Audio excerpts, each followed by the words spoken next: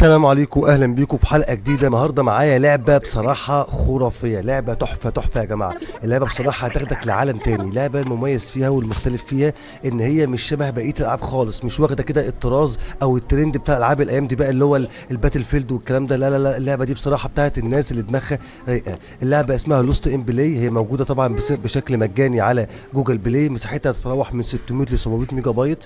اللعبه بصراحه جميله جدا. مجرد ما نزلتها ولعبتها يا جماعه انا مش عارف اقول لكم انبهرت بايه ولا بايه. انا من اول الموسيقى التصويريه اللي حرفيا بتاخدك لعالم تاني وتحس كانك بتتفرج على فيلم اجنبي، مش انت بتلعب لعبه خالص.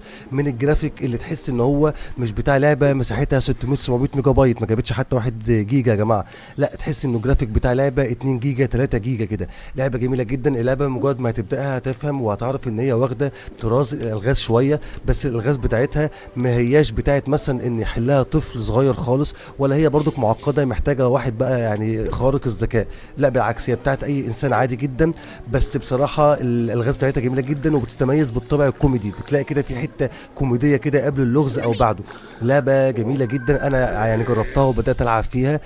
سرقتني يا جماعه اللعبه، سرقت وقتي بصراحه من حلاوتها والعالم اللي خدتني فيه. حسيت ان انا يعني المغامرات اللي قعدت العبها والمراحل اللي قعدت اعديها بصراحه جميله جميله جدا. ما حسيتش بالوقت خالص. لعبه مش هتحس فيها يعني بزيرو ملل يا جماعه. الناس بقى اللي فقدت الشغف وفقدت الروح كده وهي بتلعب العاب وكده، صدقني على ضمانتي اللعبه دي هترجع لك الشغف وهتخليك بصراحه يعني اللي هو ايه، انت عارف لما هتقفل اللعبه هتزعل انك قفلتها، لان هتحس ان المتعه خلصت، الجمال خلص يا جماعه.